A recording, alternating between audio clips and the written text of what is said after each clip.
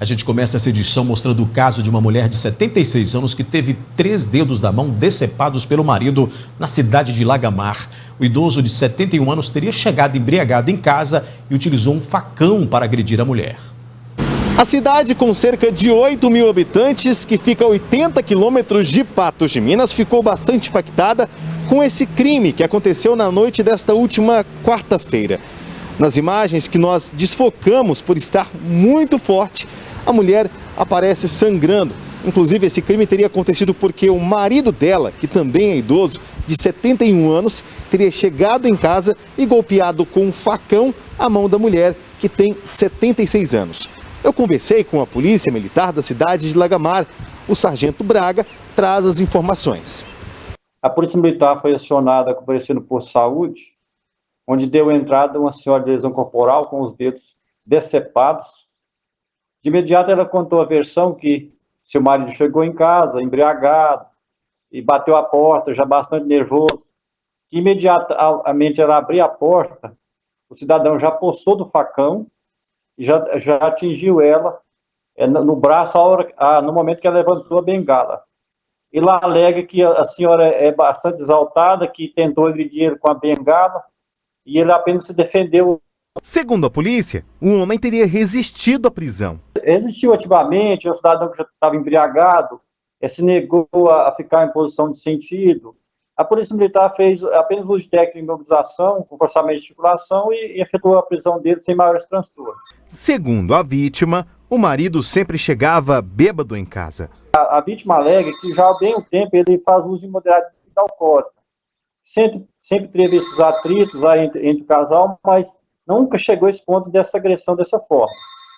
De acordo com o médico, houve 2 dedos decepados e um terceiro, bem provável que ela vai perder também. Ele foi preso em flagrante. Pela gravidade da lesão corporal, a gente já oficializou a psicólogos para fazer um atendimento a essa senhora, né, dar todo o apoio que ela necessita nesse momento. Já notificamos ela também a pedir todas as medidas protetivas que a Lei Maria da Penha requer, para que essa senhora tenha toda a proteção contra esse cidadão.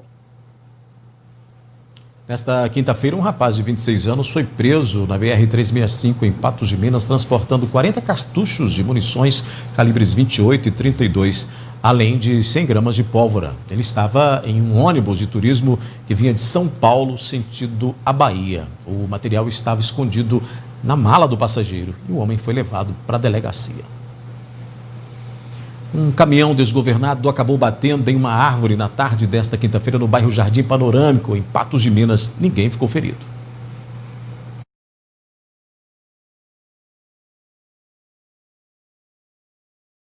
O caminhão pertence a uma empresa de materiais de construção de Patos de Minas. Funcionários estariam fazendo a entrega de cerâmicas no bairro quando o caminhão teria descido sozinho nesse aceiro, que é o canteiro lateral que fica ao lado da Mata do Catingueiro.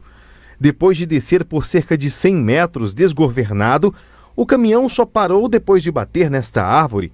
Ao lado da árvore existe uma casa de shows, bares e muitas outras casas.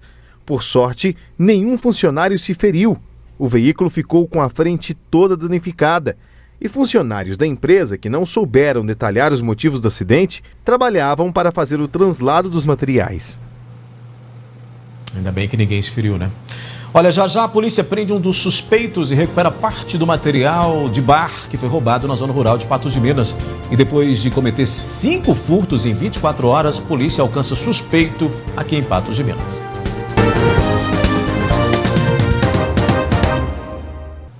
Vamos falar de futebol, né? O Atlético interrompeu a invencibilidade do Mineirão e teve o primeiro empate no Campeonato Brasileiro. Com isso, o líder da competição permitiu a aproximação dos adversários e pode, inclusive, perder a posição caso o Flamengo vença o Bragantino nesta quinta-feira no Maracanã, daqui a pouquinho às 20 horas. O Atlético havia faturado 7 duelos que teve no Mineirão pela Série A do Brasileiro, mas foi parado pelo Fluminense, que dominou a etapa inicial. O primeiro gol veio do tricolor. Caio Paulista abriu o marcador aos 19 minutos, num chutão de fora da área. No segundo tempo, o Galo foi mais ofensivo, conseguiu finalizações e Arana, aos 6 minutos, num chute rasteiro, igualou o placar. O Atlético conseguiu criar mais na etapa final, mas não saiu do 1-1 no Gigante da Pampulha. Dos tiempos diferentes. Primer tiempo el Timi estuvo muy apagado. Primer tiempo favorable a un equipo que vino a hacer un planteo que nosotros por ahí pensábamos, que era contragolpear, robar rápido y salir rápido de contra. No pudimos conectar los ataques, pero el segundo tiempo creo que fue uno de los mejores segundos tiempos del equipo. Para o técnico do Flu, o time merecia a vitória. Foi um grande jogo, saí com o sentimento que a vitória era para ser nossa. Quero parabenizar os jogadores, ao grupo por toda a entrega, por toda a qualidade, por toda a intensidade que desempenharam dentro do jogo. Ninguém tinha conseguido ainda, todo mundo tinha perdido os jogos aqui. Eu acho que o jogo hoje foi um grande jogo do Fluminense. Mas para o técnico alvinegro, o placar foi injusto. En un resultado me parece injusto por lo hecho en el equipo y por las situaciones generadas en relación al rival, o sea, mucha diferencia en el global. Pero no. Hoy me toca seguir trabajando con estos jugadores y si viene alguno que pueda aportar, mucho mejor. Para mí fue increíble e que temos que seguir por esse caminho. Com o resultado, o Atlético ainda está na ponta, com os mesmos 31 pontos do vice Internacional, mas tem mais vitórias. O Galo ainda tem um jogo a menos. Na sequência aparece o Flamengo, que se ganhar nesta quinta, assume a liderança. Pois é, na próxima partida, o time de São Paulo vai visitar o Bahia. A partida será na segunda, às 8 horas da noite, em Salvador, lá no estádio Pituaçu, e promete ser um jogão, né? Depois de acumular mais uma dívida, quase uma semana, em Atibaia, o elenco do Cruzeiro fechou as malas e voltou para Belo Horizonte. Afinal, a Raposa tem compromisso nesta sexta-feira, desta vez contra o Juventude no Mineirão. Com mais dívida vindo de derrota, na zona da degola e ainda sem técnico na vaga deixada por Ney Franco. A vida no Cruzeiro não está fácil, não. Sobrou mesmo para o auxiliar técnico Célio Lúcio o compromisso desta sexta no Mineirão. Tentamos colocar algumas ideias daquilo que a gente pensa, que a gente pode contribuir com o grupo e preparar para sexta-feira. Fiz algumas mudanças, testamos essas mudanças no treinamento, acabou dando certo e a gente espera colocar em prática aquilo que a gente realmente fez nos treinamentos aqui durante o jogo. A Celeste parte para mais um jogo importantíssimo, mas para conseguir o resultado esperado é preciso entrar no ritmo da Série B. A Série B tem mostrado isso, que é uma competição diferente, a entrega, a determinação em busca do resultado ela é muito grande, então a gente tem que competir primeiro para depois buscar essa vitória. É um jogo super difícil, vamos enfrentar uma equipe muito bem montada, com um grande treinador, mas a gente tem potencial também para conseguir um resultado positivo. Esse período que estivemos aqui, a gente trabalhou muito essa parte psicológica dos atletas e tomara a Deus que a gente coloque em prática tudo aquilo que a gente fez aqui durante essa semana. Porque a gente ganhando aí para frente é outra situação, né? A gente tem que preocupar, eu acho que é uma final para nós agora nessa sexta-feira e a gente se preparou muito bem aqui. Pois é, que sem técnico, quem sabe, né? O Célio Lúcio aí consiga encaixar essa equipe. É difícil, mas não é impossível, né? E o jogo do Cruzeiro é nesta sexta-feira, às 9h30 da noite no Mineirão. A Celeste não poderá contar com o volante Henrique. É que ele sentiu dor no joelho no último sábado e hoje o clube comunicou que o atleta sofreu uma lesão no menisco e vai passar por uma cirurgia nos próximos dias. O Triângulo da Sorte fez a entrega de mais prêmios em Patos de Minas. Desta vez o ganhador do terceiro prêmio é do bairro Cristo Redentor. E hoje nós estamos aqui na Rua Paraíba, no bairro Cristo Redentor, em Patos de Minas, para entregar então a parte do quarto prêmio para o seu Romero Alencar. Então, Judite, você dá sorte, cadê o cheque? Mostra aí, ó. É uma parte do prêmio para o seu Romero Alencar, que adquiriu o Triângulo da Sorte e agora foi felizardo, né? Veio uma hora, seu Romero. Uma boa hora, vamos ser, uma boa hora. E esse dia você vai fazer o que com ele agora? Não, fazer tem umas melhorias, alguma coisa? Pagar as contas, fazer um churrasquinho depois. Sossegado, bom. E para quem não adquiriu o Triângulo da Sorte ainda, qual que é a dica para o pessoal que está em casa? Tem que testar, a gente tem que jogar a sorte, o Triângulo da Sorte. Agora você contou para mim que estava num bar de um amigo e foi lá que você fez a aquisição do Triângulo da Sorte. Sempre comprei dele, sempre frequento lá, sempre comprei dele. E comprou? E ganhou. E agora tá ajudando no próximo também, né? O Hospital do Câncer. Já comprei o do Honda Civic já. Já tá participando também? Já tô participando já. Comprei. Esperto, né, Judite? Esperto, né, Zé? Demais da conta, tá antecipando já, ó.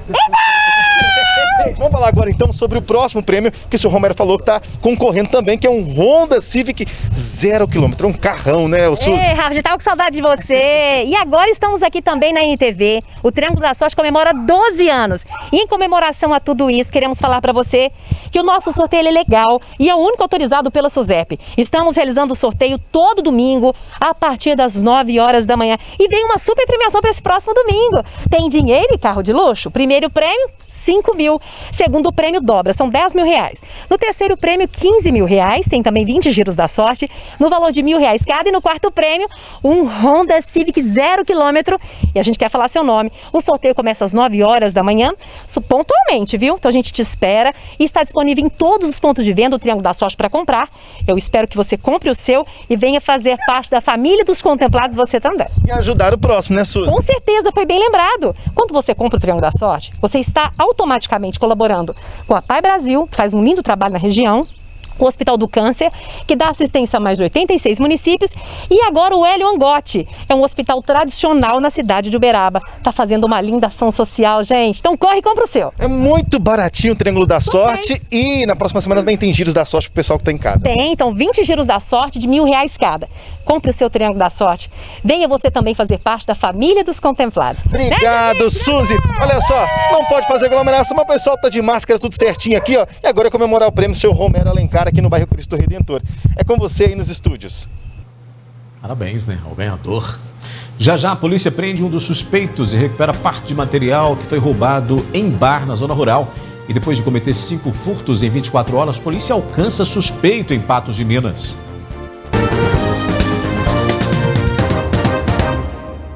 Depois de uma perseguição nesta quinta-feira, a Polícia Militar prendeu um dos suspeitos de assaltar um bar na zona rural de Patos de Minas. Um dos suspeitos conseguiu fugir. Parte do material roubado e a arma que teria sido utilizada no crime foram recuperados. O crime teria ocorrido na manhã desta quarta-feira em um bar conhecido como Bar da Sombra, que fica na estrada da Serrinha, em Patos de Minas. Segundo a vítima, os bandidos ameaçaram os funcionários e promoveram agressões, além de ter exibido munições do revólver ameaçando todos de morte. Assim que eu peguei o maço de cigarro e saí da porta do bar, já topei com os dois de mão armada na minha frente. Surpresa de ver um armado com um revólver e o outro com a faca. Pediram para deitar no chão. Aí queria dinheiro. Disse que se chamasse a polícia que eles voltariam, porque sabiam onde a gente morava. Após roubar os pertences das vítimas e uma motosserra, os criminosos fugiram de moto pela rodovia, sentido a BR-365. No trajeto, eles abandonaram a motosserra, a qual foi encontrada pelo proprietário. Na tarde desta quinta-feira, a polícia recebeu informações que levaram os militares até os suspeitos. Houve perseguição e apenas um deles foi preso. Hoje conseguimos abordar os autores que estavam transitando aqui na cidade. E conforme a abordagem, iniciou-se uma grande perseguição pelas ruas aqui. Conseguimos interceptar. Na interceptação, um dos autores conseguiu evadir uma mata que era perto do local, o outro foi preso. Então, um autor foi preso, uma arma de fogo apreendida, os materiais do roubo recuperados. Durante a operação, os policiais conseguiram recuperar vários produtos do roubo, como cigarros, isqueiros, chicletes, celulares, sons automotivos, capacetes e as roupas que eles estariam usando no momento do assalto. A arma de fogo utilizada no crime e munições também foi apreendida. Na delegacia, o suspeito preso permaneceu calado. Não, eles não falam nada, a gente trata como suspeito por questões legais, mas o material recuperado com eles, a moto reconhecida, eles reconhecidos, então são só questões técnicas legais para tratá-los como suspeitos. Ambos são conhecidos já no meio policial e continuam aí na prática criminosa. A moto que teria sido utilizada no assalto foi apreendida. A numeração da placa estava adulterada com uma fita isolante. Além de tudo, adulteraram a placa da moto. A moto estava legalizada, não era furtada nem roubada. Só que eles adulteraram a placa com fita isolante, mudando os números e o alfabeto da placa. Para a polícia, o suspeito de 21 anos que foi preso com todo esse material não quis falar nada. Mas a polícia já tem ciência de quem seja a outra pessoa que acabou fugindo, de 24 anos. Os policiais estão montando um cerco para tentar prendê-lo. A gente já tem as informações, está com um grande cerco e conseguimos algumas informações já com a população. A população é uma grande parceira da Polícia Militar e graças a ela a gente consegue bons resultados. Então o cerco continua enquanto houver flagrante e com a prisão dele será também apresentado aqui os dois autores, que a gente agora espere que eles cumpram uma pena e fiquem recolhidos por algum tempo. Depois de assaltar 5 estabelecimentos comerciais em Patos de Minas em 24 horas, olha essa história. A Polícia Militar conseguiu alcançar o suspeito dos crimes. Ele foi detido nesta quinta-feira. O homem que chega até a delegacia é o mesmo suspeito de 5 crimes diferentes. O primeiro crime foi um furto que aconteceu na noite desta quarta-feira em um hipermercado que fica no bairro Centro. Durante a madrugada desta quinta-feira, uma padaria que funciona 24 horas, localizada na Avenida Paranaíba, foi o segundo alvo do criminoso. O terceiro crime aconteceu em outro supermercado que fica na rua Padre Caldeira. Em seguida foi a vez de um supermercado que fica no bairro Cristo Redentor e, por último, o suspeito furtou um carro que estava parado na rua, também no bairro Cristo Redentor. A polícia só ficou sabendo de todos os crimes na tarde desta quinta-feira, depois que o suspeito foi pego furtando uma peça de filé mignon avaliada em R$100. Conseguimos prendê-lo, furtando novamente em estabelecimento comercial uma peça de filé mignon, avaliada em quase R$100 a princípio. E então ele foi preso. Importante ressaltar que não é a primeira vez, ele já possui passagens por furto e continua furtando. Na delegacia, o homem preferiu ficar calado. Alguns materiais furtados foram recuperados. Ele não emitiu nenhum pronunciamento, não falou nada e sim, possui passagens por furto. Então aí ele só está reiterando o que ele já estava fazendo. Segundo a polícia, como o suspeito tem várias passagens por crimes de furto, novas vítimas podem vir a aparecer. A questão de reconhecimento agora vai ficar a cargo da Polícia Civil, né? A questão de divulgação, de imagens. Com certeza tem mais pessoas que devem ser vítimas dele. Para a polícia, o suspeito preso é uma quebra de um ciclo vicioso de vários furtos que aconteceram em menos de 24 horas. Ele será entregue à justiça, que tomará as medidas cabíveis. Se for liberado e voltar a cometer delitos, a polícia vai agir novamente. É como aquele ditado que diz que a polícia enxuga gelo. Só que para os militares isso não é tanto problema, já que eles estão aqui nas ruas para fazer esse tipo de serviço. E se a gente parar de enxugar gelo, vira poço, ainda consegue ficar pior. Então a gente vai prender e caso ele seja solto e cometa nova infração, vamos prender de novo e apresentando novamente à justiça como ocorreu nessa data. Daqui a pouco aqui no News, boletins municipais confirmam mais 2 mortes por Covid em Lagoa Formosa e mais 2 em Patos de Minas. E filas a perder de vista e aglomeração nos bancos em Patos de Minas.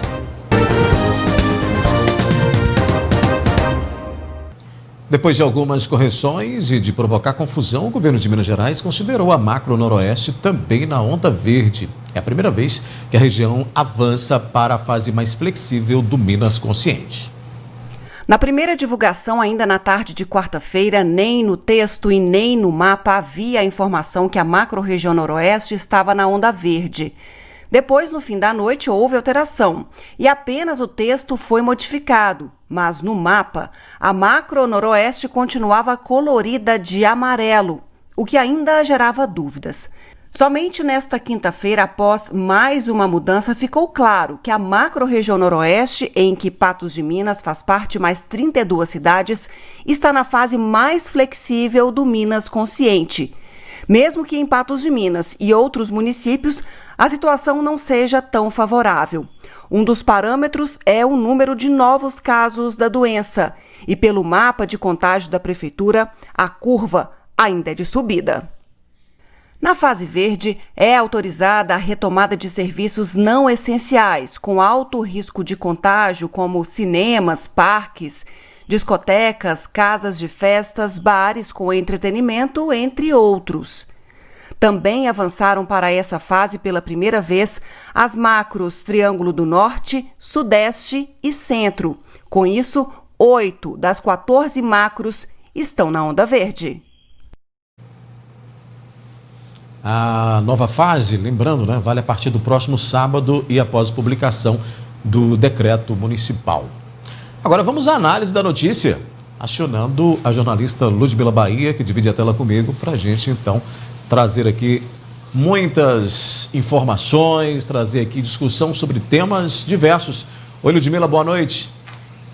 Boa noite, Adair. Boa noite a todo mundo que acompanha o NTV News. É isso aí, a gente chega para aquele momento de diálogo, conversar sobre algumas notícias, a começar por essa que você acabou de dar. Ontem foi uma confusão danada, porque a Prefeitura estava falando uma coisa, o governo estava falando outra, e a gente ficou aqui no meio sem entender absolutamente nada. Aí, hoje, nesta quinta-feira, o governo arrumou lá, organizou a documentação, colocou certinho, e aí sim a gente entendeu que a Macro Noroeste está sim na onda verde. Agora é saber como que as pessoas e até mesmo o município vai fiscalizar tudo isso nesse momento, ou daí em que mais atividades econômicas, em que outras atividades são permitidas, numa situação em que a gente acabou de mostrar, até no mapa anterior, numa curva anterior, mas Patos de Minas ficou o tempo todo em subida, mas o estado entra em um momento de redução de mortes de Covid-19, mas a gente fica aí atento a todos esses números e também comportamento do vírus na região, viu? É, e a expectativa aí também para esse decreto, né, de ser publicado, já que aí flexibiliza, por exemplo, cinemas, livrarias e outros segmentos. As academias que estão previstas na onda verde já estavam em funcionamento, né, Ludmila, por aqui.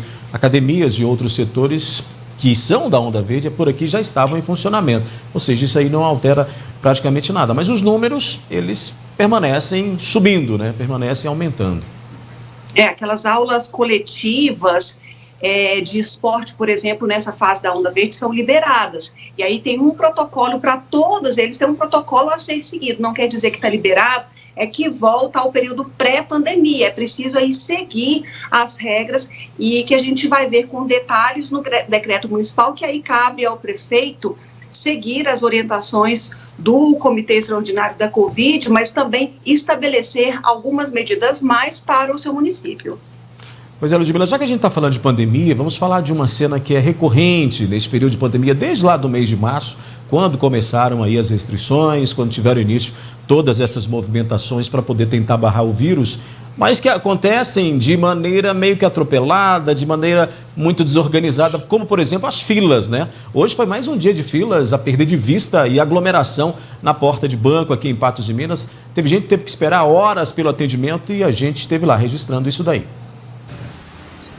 Não era nem 9 horas da manhã e muitas pessoas já estavam em fila, aguardando para ser atendido na agência da Caixa Econômica Federal em Patos de Minas. O Eduardo foi um dos que levantou cedo. Eu cheguei que era nem 7 horas da manhã, não era. 6h30, 6h40. Tem que esperar, né, cara? Fazer o que a gente precisa, né? Já este homem e esta senhora estavam aguardando para sacar o FGTS emergencial. Um dia diferente, tem que se preparar mais. Tem que ser um dia diferente, porque quanto mais você chegar, mais cedo você pega e vai embora, entende? E ajeita a situação da vida. Se der certo, a gente chega lá se tudo der certo. Conforme for, você fala assim, não, vocês têm que arranjar outra coisa aqui, nós vamos ter que vir outro dia. Acordei de madrugada e estamos aí nessa fila, aguardando para a gente ser atendido. Espero que dê certo. Você sai, dá tempo de a gente tomar um café, então coisas assim, você já tem que deixar tudo preparado, almoço. Inclusive, assim, eu trabalho quase de domingo a domingo, não tem tempo, né, de estar vindo. E eu tive que vir na minha folga, então o dia que você tem para você descansar, você tem que encarar a fila, assim, é constrangedor, mas infelizmente é uma coisa que a gente tem que passar, né, que a gente precisa. Agora já se passam das 8 horas da manhã e 40 minutos. é possível constatar que a fila para o atendimento na Caixa nessa quinta-feira está até esse ponto, aqui na Rua General Osório. Muitas pessoas tiveram que deixar o almoço pronto, entre outras atividades feitas para que pudesse esperar o atendimento. Eu já deixei o almoço pronto, porque, né, tem que voltar para o serviço. Chega aqui 7 horas da manhã e horário de saída, dá para estimar? Antes das 7. Um horário que eu não sei qual que eu vou sair, né? 6h30, mais ou menos. Tomara que resolva tudo que a gente precisa. Entre as dezenas de pessoas na fila, encontramos a Silvana, que teve a segunda parcela do auxílio emergencial sacado. Mas detalhe, não foi ela quem efetuou a ação. Para tentar resolver o problema, um boletim de ocorrências foi registrado. E agora é enfrentar a fila mais uma vez. Eu tive a segunda parcela fraudada. Outra pessoa veio e fez pagamento de boleto com o meu auxílio emergencial. Usou o meu CPF, né, no caso. Como que você tomou ciência dessa situação? Eu vim para sacar e a própria, uma das gerentes me informou que já tinha feito já tinha sacado, né? Que tinha feito pagamento em boleto. Aí eu questionei com ela que eu não fiz, né? Que não fui eu. E então eu entrei com recurso, né? Fiz o boletim de ocorrência e ainda tá para resolver ainda. Foi dia 24 de julho. E hoje você está aqui na fila por quê? Para mim tá recebendo a quinta parcela e tá resolvendo a questão da segunda parcela ainda. Olha, em nota, Ludmila, a Prefeitura de Patos de Minas informou que, como a Caixa Econômica Federal permitiu a aglomeração sem distanciamento adequado daquelas pessoas que estavam ali na fila, foi notificada, né? A agência foi notificada e, se houver reincidência, pode ser multada. Pelo decreto municipal, cabe aos bancos disponibilizar pessoas para organizar as filas, promover o distanciamento de 2 metros entre clientes e ainda oferecer álcool gel. A Prefeitura disse ainda no texto que não dispõe de fiscais o tempo todo em cada uma das agências bancárias e que, por isso, alerta bancos e clientes para respeitarem estas regras. Está justificado, né, Ludmila? Daí, para mim, não está justificado, porque em momento nenhum ninguém pediu um fiscal 24 horas em porta de banco, mas é preciso ter uma fiscalização presente, estar com frequência na porta desses locais, porque a gente sabe muito bem que o problema não é fila. Antes, essas pessoas todas estavam lá dentro do banco.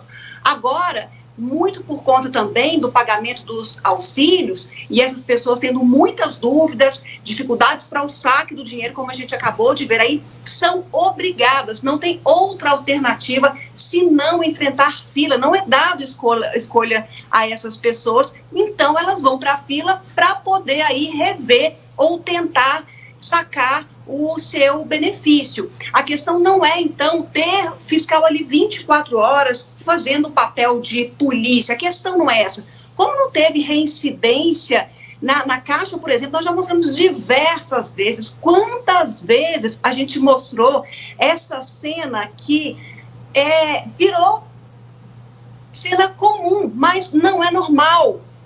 O que a gente quer é uma fiscalização frequente e que esses, se não estiver cumprindo com o decreto municipal, que seja punido conforme também está no documento.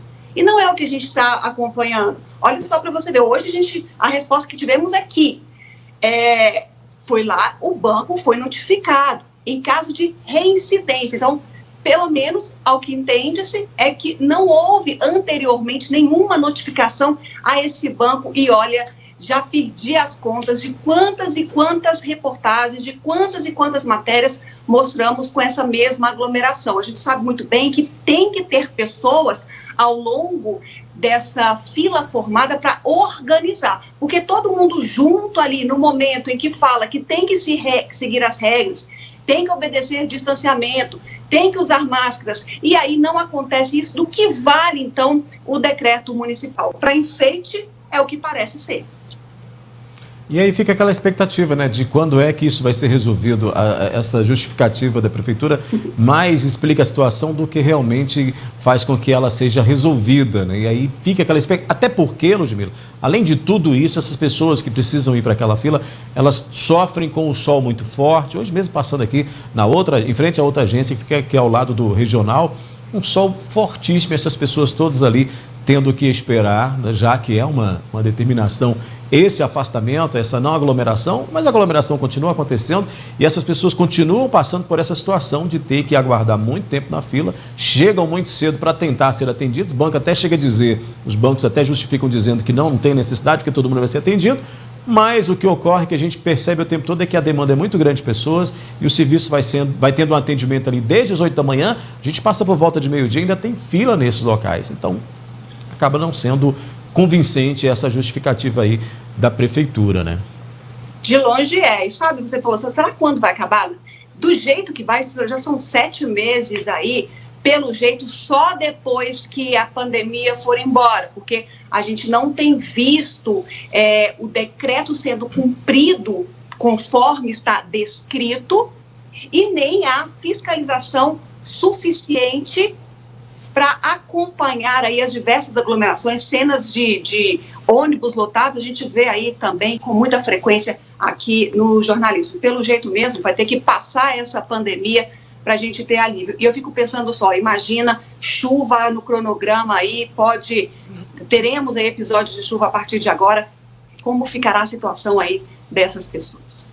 É possível resolver, né? Aí vai ter que ter um pouquinho de atenção. Ludmila, vamos falar dos números aí da Covid-19, então? Vamos mudar aqui para colocar na tela já, para a gente conferir números de ontem e de hoje, inclusive com confirmação de 2 óbitos, né? Um apareceu ontem, um a mais tinha aparecido ontem, né, no governo do estado, na publicação deles, e hoje, pela manhã, mais um, foi a 68, e esse boletim confirma esse número a mais aí, portanto, mais 2 mortes por Covid em Patos, né?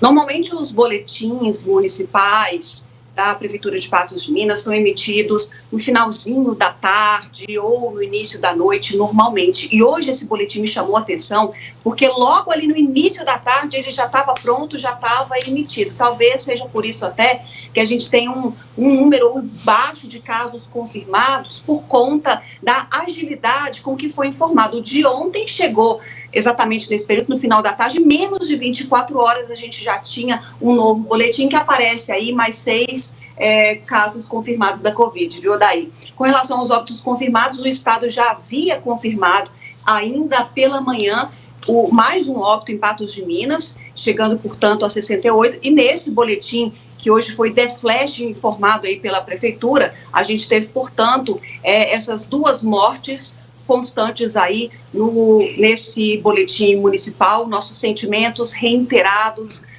a essas pessoas e a todos que perderam seus familiares para esse vírus aí dilacerante. E um dado positivo que eu avalio nesse boletim aí também, Odaí, com relação às pessoas em isolamento domiciliar. A gente tem um número baixo diante ao que a gente viu aí nos últimos dias. Então, a gente tem menos casos notificados em 24 horas, menos pessoas em isolamento domiciliar, entretanto, mais 2 mortes confirmadas e um boletim que fugiu aí do usual do que a gente vem acompanhando da Prefeitura de Patos de Minas.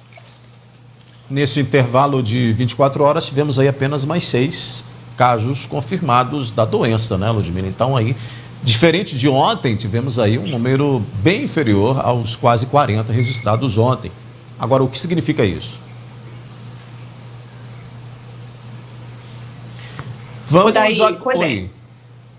essa questão, o que significa isso, pode ser uma questão, como eu falei, né, o tempo mesmo, né, o tempo que a Prefeitura teve aí para poder, menos de 24 horas, ela já tinha um outro boletim na mão, então a gente não sabe se foram coletados todos os dados de infectados ou se apresenta uma queda brusca em confirmados, o que é totalmente contrário que a gente vem acompanhando aí nos últimos meses, que tinha uma queda, aliás, uma subida na curva, e agora a gente percebeu aí essa queda acentuada até mesmo de ontem para hoje. Vamos ver o boletim de amanhã para a gente entender esse movimento aí, ou se foi um boletim dado aí a toque de caixa, até para a gente ver esses números aí. Até a gente tem também os dados da taxa de ocupação hospitalar. Vamos avaliar um pouquinho ela. Pois é, está na tela aí, Ludmila, essa taxa diferencial de ontem para hoje, né? Nesse intervalo também de 24 horas, também nessa questão aí de podermos estar monitorando esses leitos clínicos, leitos de UTI que são ocupados aí em Patos de Minas e que tem também uma presença muito interessante, muito forte quando a gente compara números. Desde o início da pandemia a gente vem fazendo isso, né, esse comparativo. E aí esse monitoramento de hoje, por exemplo, mostra uma elevação, né? Pois é, Odair, a gente tem aí com relação aos mesmos números, né, de ontem, mas são números que chamam a atenção. E olha só, mais pessoas agora internadas em leitos de UTI. A gente percebe esse número grandão aí na tela, em vermelho, que há um crescimento da ocupação total, geral. E esse percentual a gente descobriu aí que leva em conta não somente os pacientes confirmados e suspeitos de Covid-19 de Patos de Minas, bem como de outras cidades também da região que utilizam Patos de Minas como referência em saúde. Então, a gente fica aí preocupado com esse dado, daí, com o crescimento de mais pessoas internadas em estado aí mais grave de Covid-19. Vamos então para Lagoa Formosa, Ludmila, fazer aquele comparativo também, porque lá nós tivemos o acréscimo de mais 2 óbitos também, de acordo com os dados informados hoje, né? Olha só, os 2 óbitos que estavam em investigação ontem foram já para a tabela de óbitos confirmados. Aí aquela questão que a gente já falou tantas vezes aqui, né, Odair? O município que informa o estado, e a Prefeitura de Lagoa Formosa já disse que só vai lançar como óbito confirmado só depois que o estado lançar no boletim epidemiológico essa morte como confirmada, mas é o município que informa o estado. Então essa dinâmica a gente não entende, mesmo porque muitas dessas mortes, ou todas essas mortes já saem com essas pessoas já saem com uma certidão de óbito que está descrito lá, e é isso que leva em consideração para atestar se ela morreu ou não de Covid-19. A gente não entende muito bem essa questão toda aí e essa demora na informação. E a gente sabe muito bem que, às vezes, o Estado pode demorar dias e até semanas para ajustar o boletim. Mas fato é que Lagoa Formosa, infelizmente, aí tem mais 2 mortes confirmadas, registradas de Covid-19, chegando a 14, portanto, e mais 8 pessoas em 24 horas com a doença.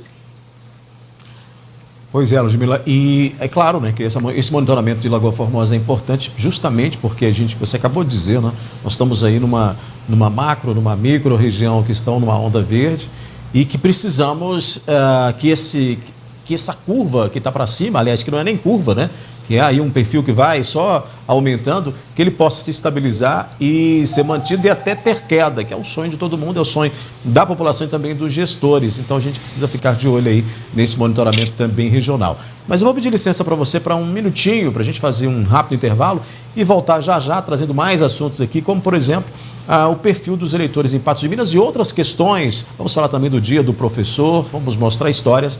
A gente volta já.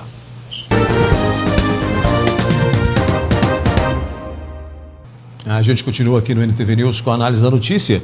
E olha, uma tubulação se rompeu na rua João Batista Olivieri, no bairro Jardim Califórnia. Agora há pouco, né? Moradores estão perplexos com a quantidade de água que está sendo desperdiçada no local. A Copasa foi acionada há mais de 1 hora e ainda não chegou ao local. E a repórter Jéssica Andrade tem os detalhes dessa história aí. Boa noite, Odair. Boa noite, Ludmila. Em meio a tantos problemas envolvendo abastecimento de água aqui em Patos de Minas, a gente mostra mais um que acabou de ser registrado, no início da noite de hoje. Uma tubulação se rompeu aqui na rua João Batista Olivieri, no bairro Jardim Califórnia. O que a gente vê é uma grande quantidade de água que está descendo aqui pela rua, chama a atenção dos moradores, inclusive nesse momento que a gente vive, em que há a questão do racionamento de água, a importância de não desperdiçar esse bem, né? A gente vai conversar aqui com a Isis. Isis, é bem de frente à sua casa. Conta pra gente como que aconteceu. Olha, foi de repente. Foi assim, num piscar de olhos, começou a trincar a calçada. Foi saindo um pouquinho a água e de repente a calçada se abriu. E na abertura da calçada, o asfalto foi junto.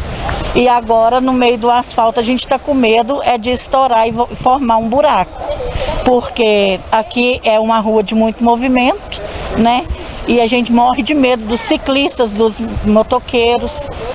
O nosso maior medo é esse. E também se estourar aqui para dentro da minha casa, né? Teve algum fator que desencadeou isso acontecer? Vocês perceberam? Não, nada. Nada. E como que está o abastecimento de água aqui para você e para os vizinhos nesse momento?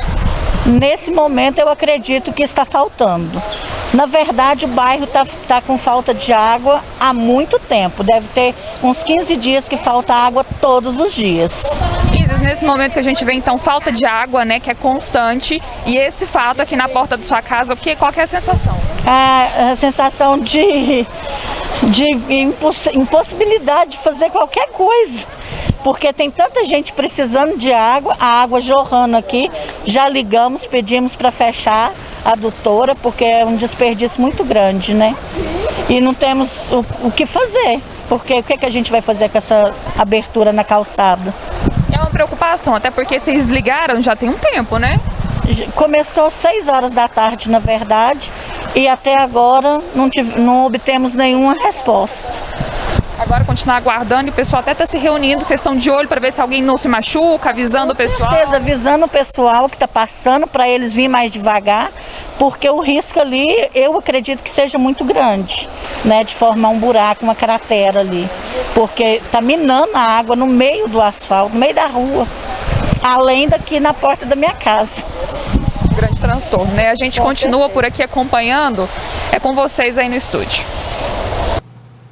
Obrigado, Jéssica. Ludmila, incidentes ou acidentes, rompimentos podem acontecer, né? A gente entende que pode acontecer.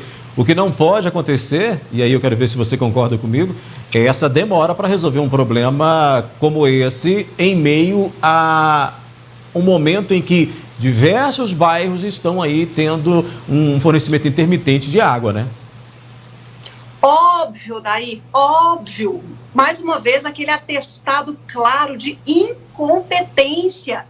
É nesse momento aí que a Copasa tem que acelerar o pé e resolver a questão. Imagina, mais de 1 hora enquanto a Jéssica estava ali, até agora não foi resolvido a situação. Com falta de água naquela residência e tantas outras na vizinhança. E água jogada fora, ali como a gente está vendo. Aí qual que é a justificativa da Copasa? Mas, não tinha equipe, imagino eu, vai falar, não tinha equipe, a gente estava organizando aqui, mas é uma coisa de urgência, de emergência, não dá para esperar para amanhã, para resolver, tem que ser para ontem. Ligou lá, ainda mais com o racionamento que estamos vivendo, ligou lá, você tem que prestar imediatamente o serviço. A gente paga muito caro, a água muito cara. E aí a gente vê isso, não é só desses moradores a indignação, é de todos nós, e não é para menos. Quando será que a gente vai ver a eficiência nesse serviço, hein, Odaí? Pois é. Eu já estou quase perdendo as esperanças, e olha que eu sou bem otimista. Essa é a expectativa do Patense hoje, né, em meio a toda essa confusão, todas essas dificuldades que as pessoas estão tendo aí de qualidade, né, de fornecimento. Mas, Ludmila, vamos mudar de assunto, porque hoje é dia de um profissional que eu tenho um respeito muito grande e reconheço, embora tenha feito aí magistério, reconheço um desejo de ter militado nessa área, de ter trabalhado com isso. Hoje é dia do professor, né? E a gente vai agora, então, conhecer a história de educadores que enfrentam desafios ainda maiores, né, para cumprir com a missão que é ensinar. Maria Aparecida é diretora escolar em uma escola pública que fica no centro da cidade, a Escola Normal. Ela reconhece que não poderia ter escolhido outra profissão. O Walter dá aulas de geografia na mesma escola. Ele também ama o que faz. A Maria Aparecida está lecionando há 22 anos. Já o Walter leciona há 26. Os dois, como professores, afirmam que na faculdade não aprenderam a matéria deste ano, a pandemia. Tiveram que se virar nas escolas. Levaram conteúdo com muita responsabilidade e para todos os alunos, aonde quer que eles estejam. Um desafio em que os professores arregaçaram as mangas e conseguiram dar conta do recado. Esse ano de 2020 realmente nos surpreendeu a todas as pessoas de um modo geral, né, com essa pandemia da Covid-19, e nós da educação tivemos que reinventar, reaprender para poder ensinar. Jamais vivenciamos uma situação como essa que nós estamos vivenciando esse ano. Isso é novidade para nós, aqui na área da educação. Para todo mundo, não só para os alunos, mas também para os professores, para o pessoal da direção, supervisão, é novidade para todo mundo. Aos poucos a gente vai se adequando a ela e vai ficando mais fácil. Um desafio que não foi nada fácil para os educadores. Eles tiveram que usar novas ferramentas e aprender também. É o desafio do REAMP, que é do regime de atividades não presenciais. Ele nos fez buscar outras estratégias, utilizar outras ferramentas, além das já habituais, além das que já eram conhecidas por nós. E nós tivemos que aprender e apreender para poder levar o nosso aluno fazendo sempre o nosso melhor. Eu creio que esse sistema de EAD, né, isso vai continuar, vai ser uma coisa que vai sendo adequada a cada ano que passa e vai ser a tendência futura, vai ser isso mesmo. Esse especialista em educação explica que quando tudo voltar à normalidade, a tecnologia estará muito mais presente na vida dos professores e alunos e que muitos professores terão que acompanhar essa evolução. A gente tem que entender que o bom professor é insubstituível, porque o que a gente tem são novas ferramentas, né? Essas ferramentas servem para uma finalidade, né? Que é atender a demanda educacional dos alunos. Então vão surgir novas tecnologias, né? Assim como inventaram a escrita, inventaram a celulose, inventaram a prensa, sempre são novas tecnologias, né? Para a gente se valer como recurso, né? E principalmente nessa era da informação é muito importante a gente estabelecer esse filtro, né? A gente tem novas competências, né? Novas demandas e diante disso, né? Com certeza, né? A aula ela vai mudar, né? A escola tem que ser uma escola viva que atende a demanda, sobretudo dos alunos. Além do emprego da tecnologia, a volta à normalidade vai estreitar os laços de amor e carinho na escola. De um modo geral, as pessoas vão valorizar mais a vida, porque nós tivemos que aprender que na vida o ser vale mais que o ter e que a emoção ela move cada ser. E quando nós retornarmos de forma presencial, nós estaremos preparados para viver com maior afetividade, valorizando a presença de cada um que vive ao nosso lado. Tudo fica tão bom, doce como mel, faz escola até parecer um pedacinho do céu. Professora, por que que tem que ser assim? Um ano me ensina tudo, no outro ano se afastam de mim. Que corrige os erros meus, me ensine a dizer te amo, mas não me ensine o que é adeus. Que gracinha, né, Ludmila? Que linda ela, a Cecília, né? E que bacana para mim poder dividir a tela no Dia do Professor com uma professora, com você aí, em sua pessoa, em seu nome, abraçar todos os professores aí nesse dia tão especial que precisa ser de muito respeito e de muita consideração, né?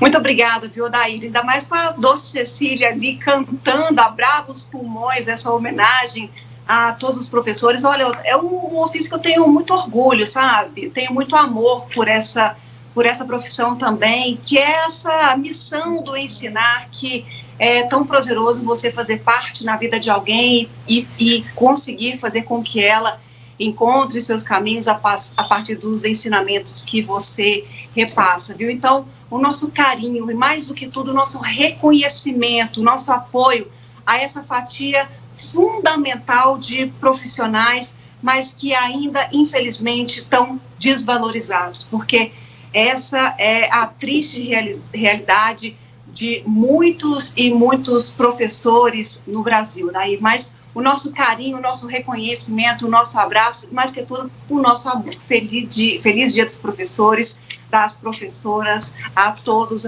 que fazem a diferença para a construção de um país muito melhor, e isso a gente tem certeza. Claro, certamente. Homenagem justa e merecida. Ludmila, a gente anunciou aí uma reportagem sobre o perfil do eleitor de Patos de Minas. Esse material a gente vai colocar amanhã, tá certo? No nosso jornalismo. Obrigado pela sua participação comigo aqui hoje, né? Para a gente dividir aqui essa bancada do News. Você online, eu aqui fisicamente, mas amanhã a gente está de volta. Com certeza, Daí, uma última informação para a gente fechar o NTV News. A Polícia Civil de Patrocínio, por meio da Delegacia de Furtos e Roubos e também com o apoio da Polícia Militar em Patrocínio, encontrou agora à tarde na cidade, numa residência no bairro Serra Negra, uma menina de 15 anos que havia sido raptada no bairro Manuel Nunes na última sexta-feira. Os envolvidos foram presos em flagrantes, estão sendo ouvidos nesse momento na delegacia e devem responder a princípio por sequestro qualificado. Todas as informações também a gente vai atualizando no nosso jornalismo por meio do portal Patos Já e a partir das 11h10 no 30 Minutos, com horário especial agora de propaganda eleitoral gratuita. Obrigada pela companhia. Daí, de novo, parabéns a todos os professores. Beijo para todo mundo. Tchau, tchau. Outras notícias, então, você acompanha no portal patosja.com.br. O NTV News volta amanhã. Nova edição, às 19h. Boa noite e até lá.